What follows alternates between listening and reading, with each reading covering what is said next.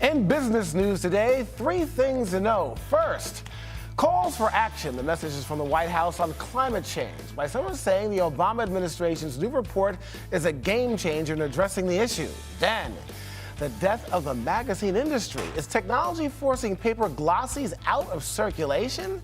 And the money behind the Met Ball. Millions are spent each year for the annual gala for the who's who in the world of entertainment and fashion. The Rise Xchange starts right now.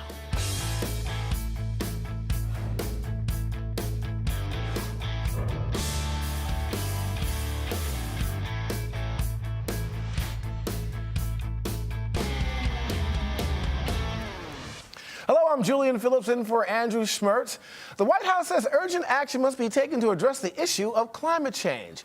According to a new report released today, scientists assessing the situation in the report say climate change, once considered an issue for a distant future, has moved firmly into the present. Well, the Rise News Washington Bureau Chief James Blue joins us for the latest from D.C. James, tell us about this report and its findings. Basically, the report says that all of the effects of climate change are happening now, and that is warmer temperatures, increased downpours, longer summers, and that, in order to get ready to combat it, steps have to be taken. The thing about this report, it was put together by a wide range of people, including 2 oil companies. And so it really is a comprehensive look at the climate and what it has done, to the country and to the world. James, of course, timing is everything. The big question I think a lot of people want to know is why the Obama administration is releasing this report now. Well, the EPA is just about to release guidelines in the next month on dealing with carbon emissions. And the hope is that this report can sort of set the stage for potentially tighter regulations from the EPA. The other issue, this really excites the Obama electoral base, and with midterm elections coming in November, this is another way to push that group. Absolutely, and of course that's part of this whole important timing issue. How does yesterday's news regarding U.S. energy resources relate to this report? Well, yesterday the White House announced that the U.S. has become the leading nation, the #1 producer of natural gas. Natural gas is seen as sort of the middle ground resource, the middle ground energy that is not as clean, obviously, as renewable, not as clean as solar, but much cleaner than coal and other forms of gas. And so they want to sort of tout the progress that's been made and sort of use the climate change report to hopefully spur some action. I mean, the hope on the Hill for anything being passed is very, very slim, but they do think with the regulations of the EPA, they may be able to get some movement on the environment. A lot of us here, James, of course, in the Northeast, witnessed the climate change and Hurricane Sandy, and we see, of course, the pictures that we've been showing, some of the video of massive flooding, of course, hurricanes and the like, not just here, of course, in the Northeast, but all around the world. With this going on here, and things seem very alarming, what are the likely next steps? What actions will the administration take, in your opinion? Well, I think, again, the actions are limited, and they are mainly executive, because there's very little hope of any legislation passing Congress. So, what you had today was the start of a conference sort of related to issues of climate change. There's going to be a green building conference later this week. And you're going to see a lot of executive action. And President Obama is hitting the road, as he does often, to try to make the point. He's going to California. In addition to fundraising, he's going to be visiting several green energy projects and very specific companies that have a really strong sort of environmental message. So he's going to sort of use the office to try to push this through and bring attention to it. We got less than 30 seconds left. I think a lot of people have witnessed what has been going on with the climate change, but some people are not taking this very seriously. When do you think perhaps that they will, if ever? Well, I think the administration recognizes that there are climate dissenters that they will never, ever be able to reach. But I think they were very strategic in trying to include oil companies in the crafting of the report to try to give it some credibility. These are not just sort of extreme left-wing liberals. Right. This is a consensus among scientists from a broad spectrum. Interesting. Well, I guess we'll have to wait and see what happens here. But James Blue, as always, our Rise News Washington Bureau Chief, thank you so much, James. Thank you. Bye. Now for a look at how the markets did today. The Dow was down more than 100 points in the afternoon trading, and the Nasdaq was off more than 1%, down across the board. The Dow closing at 16,405. The S&P 500 closing at 1867, and the Nasdaq ended the day at 4080. Now for a look at the stocks we are watching. Shares of social media giant Twitter plummeted in early trading as 500 million shares become eligible to be sold, analysts say. Twitter closing down to $31.85. Wells Fargo and American Express are teaming up to attract wealthy customers and expand its credit card business by launching 2 new credit cards.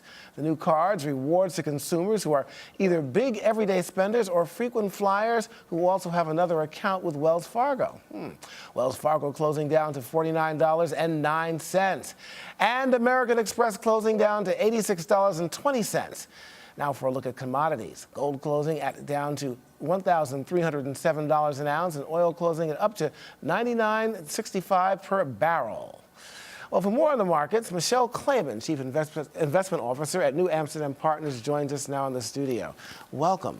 Thank you. Let's talk about these stocks first. We've been talking about this many times since I've been here. Up and down roller coaster. Some say a correction will come in place, maybe as much as 12% after 12 months. What are your thoughts about this? Oh, say it ain't so. That's what I've been saying, Michelle.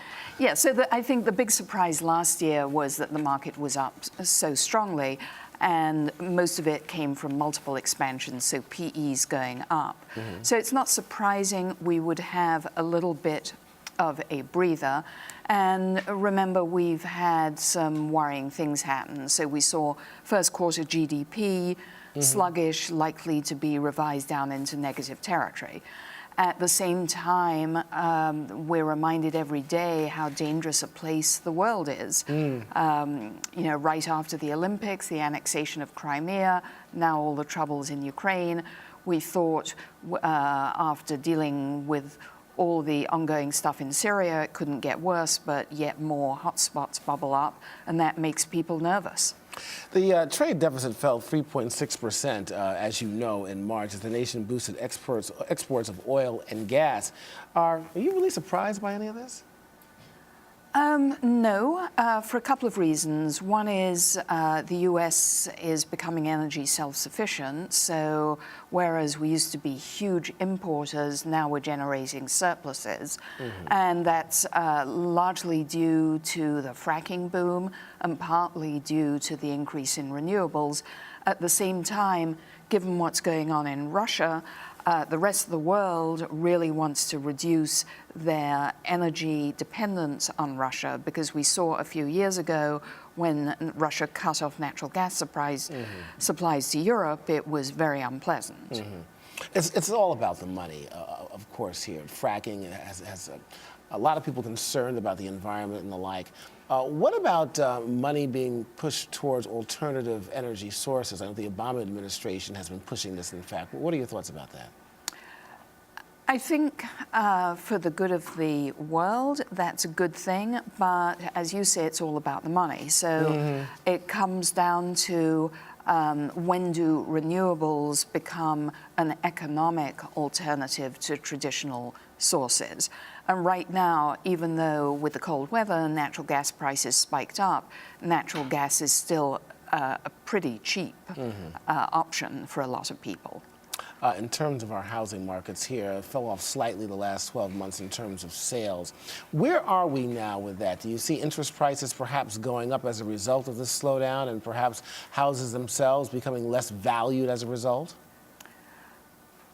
Remember, we had a huge housing crisis, and in the downturn, prices plummeted. That was largely due to overbuilding and people buying houses which in retrospect maybe they couldn't have afforded.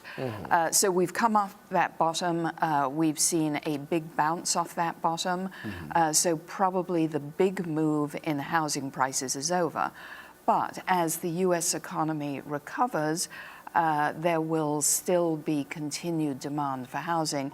So I would expect housing prices will go up, but not at a huge clip. Well, that's not good news for me. Oh, you're looking to sell a house? Well, not necessarily. I'd like to see my house valued a little higher, wouldn't anybody? I've got to ask you this, and following up with that, though, about new housing starts. You know, a lot of people seem to be looking for houses that already exist, but I assume that new housing would also help the economy in terms of jobs. Would you agree? Yes, and there does seem to be a pickup in construction activity within the economy. So that's good news, both for the housing markets and obviously incomes. The job reports have been released. The numbers seem to be up. Some people say, though, even though the numbers are up, unemployment is down. People are not looking for jobs. What is your prediction and prognosis of the jobs and the job market here in the United States? The good news is that the private sector is hiring. We saw private payrolls on Friday. They were very strong. On the other side, public sector is sluggish at best, and that means that the unemployment rate has stayed stubbornly high. A slightly worrying statistic in Friday's report was the participation rate. You know, how many people are actually in the workforce. Right. Sometimes people exit because they get discouraged. We'd like to see rising employment numbers with a steady or rising participation rate. Okay, I got to tell you, we covered a lot of ground. Michelle Clayman, thank you so much for joining us here on the Rise Exchange. My pleasure. All right. Coming up, the most expensive home sold in U.S. history. You're watching a Rise Exchange.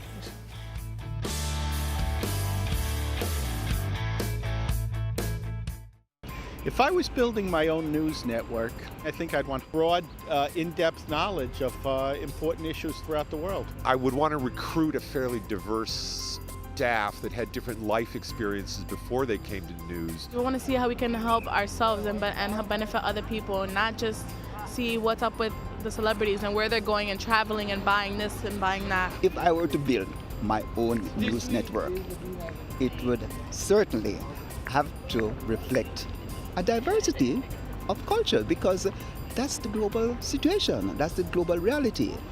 I would probably bring a lot of personal stories, really personal stories from the leaders of all countries. If I was to build my own news network, I would just have people from all over who are very connected and diverse. Vice News, every culture, every angle.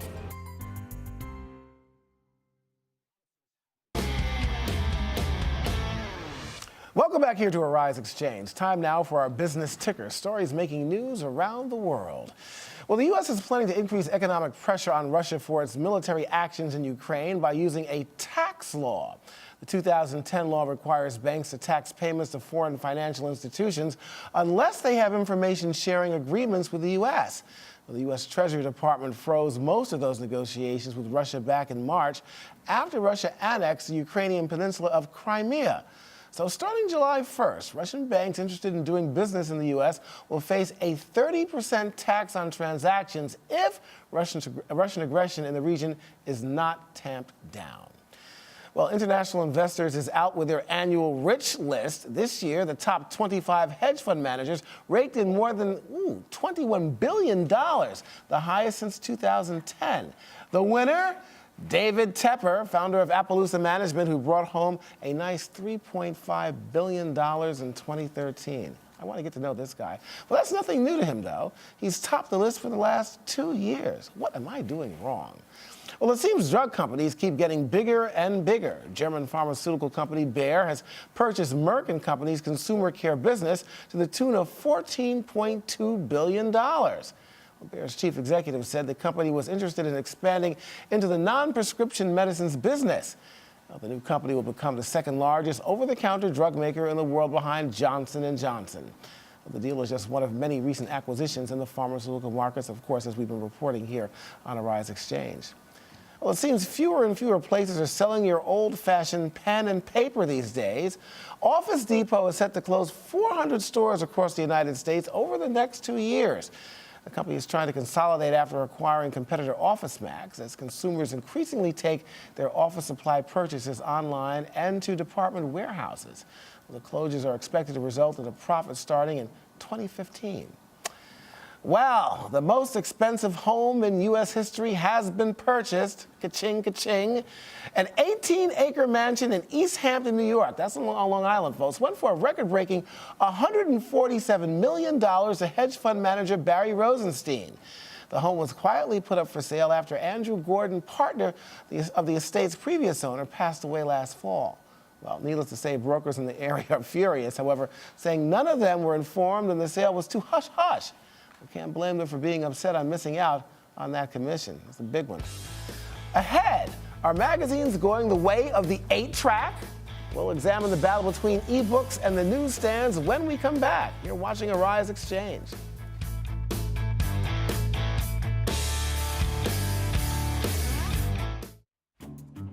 If I was to build my own news network, I would love a correspondent in every country, every location, every city. Shahanabad, Arise News, New Delhi. Karim Gamaluddin, Arise News, Cairo. Dale McEwen, Arise News, Karagosk. James Blue, Arise News, Addis Ababa. Ronnie Corvello, Arise News, São Paulo, Brazil. We give them different angles on stories so they can get a different perspective of the people that they are looking at. It's hard to pin down the exact number of Syrian refugees who have streamed across the border into Lebanon. They stormed a media room in one of the hotels in Kuala Lumpur, holding placards reading, "Tell us the truth and return our families back to us." Anchors and reporters that have covered wars, have covered disasters, have covered government shutdowns.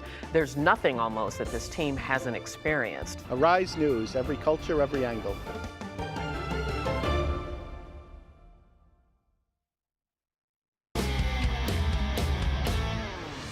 Welcome back to Arise Exchange. Experts say it's just a matter of time before all magazines will go entirely electronic. 45% of tablet owners read digital magazines or newspapers so far, and that is expected to rise in the very near future. Our next guests have found a way to stay up on a down market as publishers of Pink magazine and a new publication in the works. They join us now to tell us all about it. Welcome the publishers of Pink and Elite magazines, Meeka, Claxton, and Mecca Moore. Hello. Okay, Thank you for Meeka and us. Mecca. Yeah. Meeka and Mecca. Yep. I love this. Well, to say the least. Yeah. Now, you guys are obviously a lot younger than me. I'm feeling so old up here. Sorry. Look, I like newspapers. I like books. I like things that are tangible. What's We do going too. on? Well, yeah. Yeah, but I mean, it's not going that way. It seems like everybody's looking at stuff on computers. I think it's really the content, you know? You have to put together something that people want to read and want to travel and read, and they're going to pick it up and read it. Okay, but you can travel and read with a magazine or a book, as I used to do, going from airport to airport with paper in my hands. Yep. But it's not really happening. Well, I think a huge misconception about what we do is it's not just about the magazine itself. We created a full 360 moment, a lifestyle. So we connect not only with our consumers, but also with brands. So while a lot of magazines are really relying on ad sales, we're relying on our partnerships with these brands to create a full moment for our consumers and our readers. So basically, your people, you're basically focusing on what consumers want. Perhaps other publications are not doing the same thing. Oh, no, absolutely. We don't really have advertisers, like she said. You know, we have brand partners. You know, we create an experience that they want to keep coming back for. So that's what it's been. What are magazines and newspapers doing to be competitive? I mean, if they're not being sold at the newsstands, they obviously have to find another way to make money. If they are e-magazines or they're e-books, there must be a big market in it. There must be a big ka-ching in that. There's definitely a big ka-ching there, but I think with us, the brand that we created, Elite is very, in new school terms, you can't sit with us. Yeah. It's a magazine we created specifically for athletes and people that are within that lifestyle.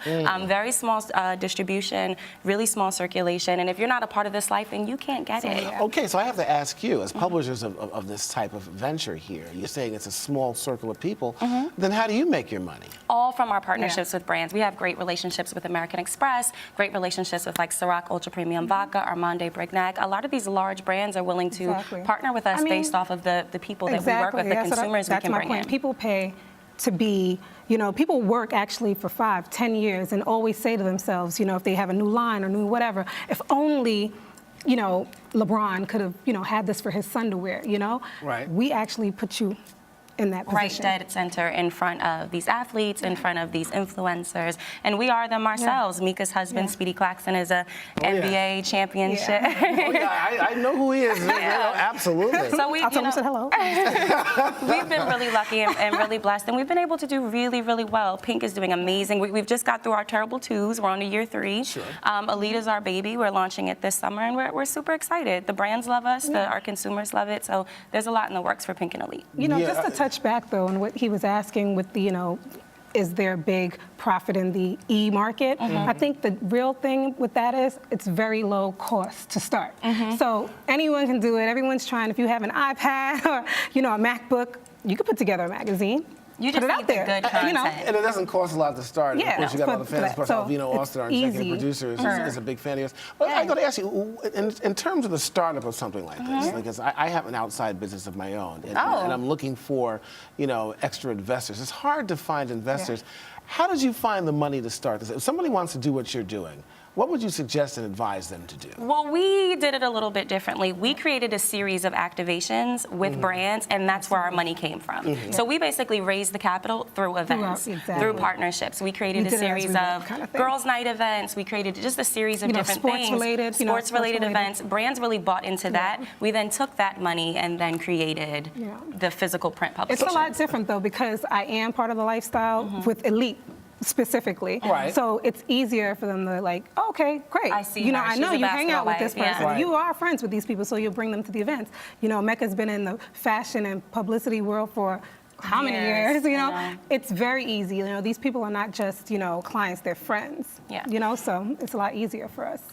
If you were to start a different kind of magazine, and you wanted to make money at this going online, outside of what you do, what would you suggest somebody to look at and to go into? You know what I'm going to say. What are you going to say? Kids. Kids? Well, yeah, she's been stressing. Oh, my goodness. So I don't have any children. Meeka has 2 beautiful babies. She's been stressing me about us getting a kids magazine going. I actually was the publicity director at Right On and Blackbeat. I don't know if you remember them before they closed. And it's a really huge market. I'm too old. Stop it. Stop it.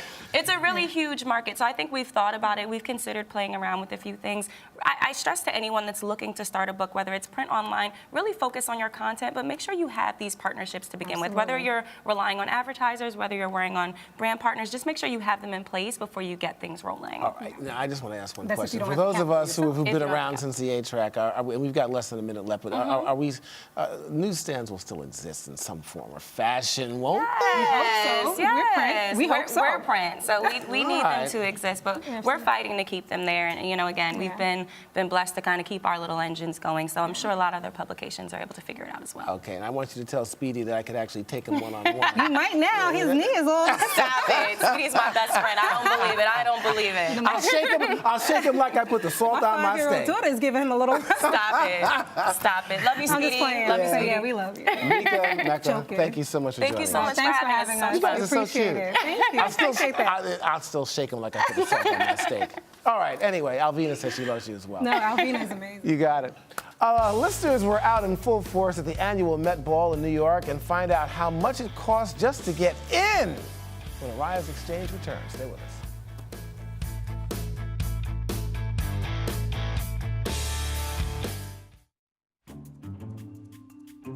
Looking at mainstream news stations where only you have a very small minority of people of color being newscasters and actually having prominent roles in the media. In a newsroom in the United States, maybe 10% of decision makers come from communities of diversity. That's not right. Well, diversity is important because the more complete the news is, the more accurate a picture you're getting of the world, and the more you can form an accurate opinion of things. The vision here is not just to tell the main stories of the day, but to tell the news that other organizations don't tell, and tell it in a way that people like me, people that look like me, that look like you, are interested in. Arise News. Arise News. Arise News. Arise News. Arise News, every culture, every angle.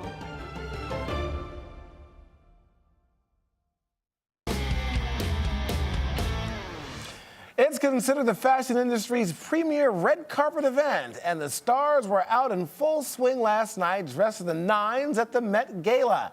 It's the annual fundraising ball benefiting the Metropolitan Museum of Art's Costume Institute. Everyone from Jay-Z and Beyonce to Kate Bosworth were in attendance, with ticket prices at $25,000 apiece. It's no surprise the ball raked in millions. And here to tell us what all that money goes to, the founder of House of Faith and Fashion and Rabbi Tobi Rubinstein Schneier. Schneier, welcome back to Arise Exchange. Thank you. Now, the last time you blew me out of here with a fab outfit, look at this. I know. What do we like? Oh, I love. Okay, so we're Carolina Herrera, Nina Ricci, and you talk about product placement, right? And Valentino, my shoes, if you can get to my shoes. Oh, Lord have mercy. My shoes, I tell you, they're wonderful. I got to find those. They're not glass slippers, but I'll tell you, he'll turn a frog into a prince in a minute with those bad boys. I have to bring it to you because every time I'm here, I have to have the right outfit on. It's very important. Very important. $25,000 Could you believe it? And she raised the price. Last year was $15,000. She raised it, price $10,000 this year to $25,000 a ticket. And you have to beg to get a ticket. Understand? Okay, how do you get invited to this? In other words, I just can't... Anna Wintour controls the entire event. This is her baby. This is her event, and she's the master controller. Unbelievable. And people come out. I mean, did you get an invitation? No. Me neither.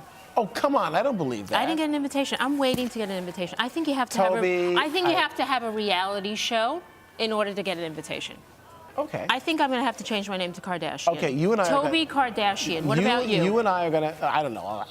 I don't know. You're going to come as my guest. You have to come as my guest. Well, let's start a reality show together. Okay. Then we'll get in. All right, no problem. We're talking about what? About $125 million was raised. Well, she has become a trustee of the Metropolitan Museum. You know, the Met is the Metropolitan Museum, and she's supposedly pledged to raise $125 million. Right. But the center, which is now called the Anna Wintour Costume Center, was a $40 million project. Wow. Okay. The question: where does all this money go? They have like a benefit committee. It goes to the arts. I mean, the Metropolitan Museum. It goes to the arts. But it really is a product placement ball. Is really what it should be called. Explain what that means to the ignorant ones like myself. It is. The designers dress you from head to toe. It is the red carpet. It is the Oscars of the fashion world. So basically, we're living in a time where the entree to the event is more important than the event itself. Unbelievable. The red carpet has become a business. I mean, Sarah Jessica Parker looked like she was wearing the flag of Oscar de la Renta. The whole train in the back of her outfit when she was photographed was a signature of Oscar de la Renta. Well, unlike other events, and you have runways for fashion shows and stuff like that, basically this sets the tone for designs coming up for what people are going to be wearing. Yes, as last year it was the punk theme, and that went throughout world retailers. This year it is the white tie and decoration. It is the 40s and 50s grand, iconic ball gowns. It's actually kind of a contrast to the real world we live in. It's total fantasy. But I've got to ask, though, in terms of what these gowns cost in the tuxedo, I saw Amari Stoudemire being outfitted for a custom tux. Well, the average person really can't afford this stuff, though. No, it's a fantasy. It's a movie. It's a non-reality that you escape and you go to the Met and you live a different life. That's what's so wonderful about going to a museum or a movie or any kind of event in which it takes you to another place. To me, it's like if I know that I love Downton Abbey on PBS, which is such a great show. This reminds me of Downton Abbey in its decor. From what you saw, what you've witnessed, who had the best outfits on? I thought Beyonce looked absolutely beautiful in Givenchy. I thought she really rocked it with that veil and the dark lipstick. She really put on that 40s and 50s kind of iconic look. She is absolutely beautiful. Charlize Theron, I always get that wrong. I'm so sorry. I'm sorry. She is quintessential Dior. She is the embodiment of what Dior is. When you close your eyes, you think of her. You see her commercials. She's a perfect brand ambassador. I'm going to tell you what's going to happen. What's going to happen? In less than a minute, and this is going to be news, we will go next year We're going next year. And we're going to set the tone. We're going to rock the house. We are going to rock the house We are in the going to Met take Ball. it down. Okay, so we have a date for next year. Absolutely. I've got a nice vestimenta tux, but maybe perhaps I'll come up with Well, we don't know what something the theme is going to be next year, but we'll find something good to wear always. Tobi, Great to see you. As always. Thank you. Well, tomorrow on Arise Exchange, live coverage at the World Economic Forum in Nigeria. We will have the latest developments on what's happening at the summit and the region. Now for another look at the markets down across the board. The Dow closing at 16,405, the S&P 500 at 1867, and the NASDAQ ended the day at 4080. Thanks for watching. I'm Julian Phillips. We will see you tomorrow. Right, Chuck.